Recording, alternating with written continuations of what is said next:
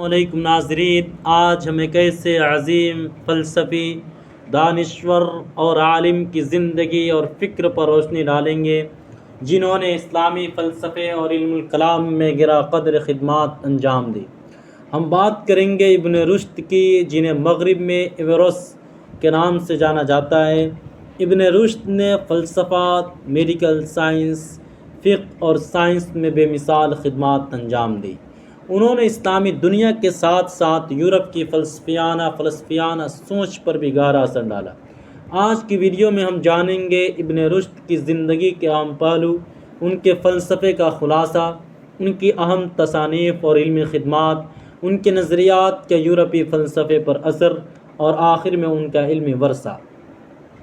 دوستو، ابن رشد 1126 عیسوی میں اندلس، جو موجودہ اسپین میں ہے، اندلس کے شہر قرطبہ میں پیدا ہوئے تھے، جن کو انگلش میں کورڈوبا بھی کہا جاتا ہے اور اردو میں قرطبہ کہا جاتا ہے، جہاں کی مسجد قرطبہ بہت فیمس ہے۔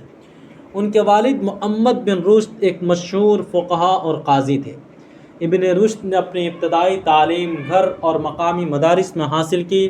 انہوں نے فقہ، فلسفہ، طب اور منطق میں اعلیٰ تعلیم حاصل کی اور اپنی عمر کے دوران مختلف علوم پر دسترس حاصل کی۔ ابن رشد نے قاضی کی حیثیت سے کام کیا اور ساتھ ہی فلسفے اور طب پر بھی تحقیق کی۔ ان کی زندگی میں کئی سیاسی اور مذہبی مشکلات آئے، خاص طور پر ان کے فلسفیانہ نظریات کی وجہ سے، تاہم انہوں نے اپنی نظریات پر ثابت قدمی دکھائی اور اپنی علمی خدمات جاری رکھی۔ ابن رشد نے فلسفے کو دین کے خلاف نہیں بلکہ دین کی وضاحت کرنے والا سمجھا۔ ان کا ماننا تھا کہ عقل اور وحی میں تضاد نہیں ہونا چاہیے۔ انہوں نے ارسطوٹل کی فلسفیانہ تحریروں کی شرح کی اور ان کی تفسیر یورپ میں ایوریزم کے طور پر مشہور ہے۔ ابن رشد نے کہا کہ فلسفہ اور مذہب دونوں علم کے ذرائع ہیں، اور اگر ظاہری مذہبی الفاظ اور فلسفیانہ حقائق میں فرق ہو تو فلسفے کی تشریح کرنی چاہیے۔ ان کے نزدیک عقل انسانی فطرت کا بنیادی جز ہے اور عقل کے ذریعے ہی خدا کی معرفت ممکن ہے۔ ابن رشد نے فلسفہ، سائنس اور فقہ کے مابین توازن قائم کرنے کی کوشش کی۔ تفسیر ارسطو کی فلسفیانہ کتب کی تفصیلی شرح جو انہوں نے عربی زبان میں لکھی، جس کو تفسیر ارسطو کے نام سے جانا جاتا ہے۔ تحافۃ الفلاسفہ بھی ایک کتاب لکھی، جس کو انگلش میں ٹرانسلیٹ کر کے دی انکوہیرنس آف انکوہیرنس۔ یہ کتاب ابن رشد کا مشہور فلسفیانہ رد عمل ہے، جس میں انہوں نے الغزالی کے فلسفے کی تنقید کی۔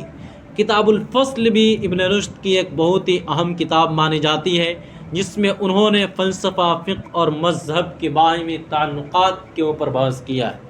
طب الکلینک، جس کو کتاب الکلیات والطب کے نام سے بھی جانا جاتا ہے، جس کے اندر میڈیکل سائنس کے اوپر انہوں نے سیر بحث کی ہے۔ ان کی دیگر علمی خدمات میں منطق، ریاضی اور فزکس پر بھی کام شامل ہے۔ ابن رشد کی تصانیف جب یورپ میں پہنچی تو وہاں کے مفکرین اور اسکالر نے انہیں ایوروز کا نام دیا۔ ان کے کام نے یورپی نشأت ثانیہ اور رینیسا میں فلسفے کی ترقی میں اہم کردار ادا کیا۔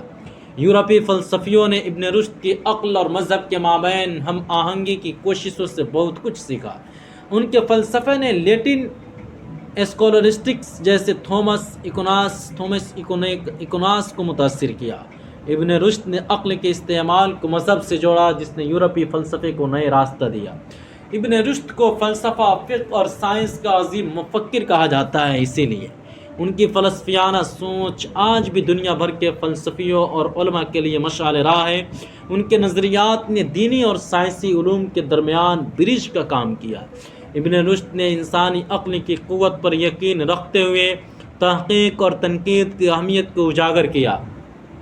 آج کے دور میں بھی ابن رشد کے نظریات اسلامی اور مغربی فلسفے میں موضوع بحث ہے۔ ابن رشد کی زندگی ہمیں سکھاتی ہے کہ علم کی راہ میں مشکلات آئیں تو حوصلہ نہیں ہارنا چاہیے۔ فلسفے اور مذہب کو ایک دوسرے کے مخالف نہیں بلکہ کو ریلیٹڈ سمجھنا چاہیے۔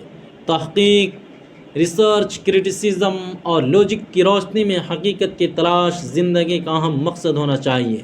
ابن رشد نے یہ ثابت کیا کہ مختلف علوم کا امتزاج انسان کی فکری ترقی کے لیے ضروری ہے۔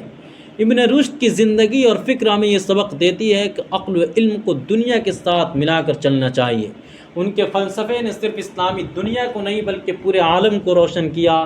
دوستو، اگر آپ کو یہ ویڈیو پسند آئی ہو تو لائک کریں، شیئر کریں اور ہمارے چینل کو سبسکرائب کرنا نہ بھولیں۔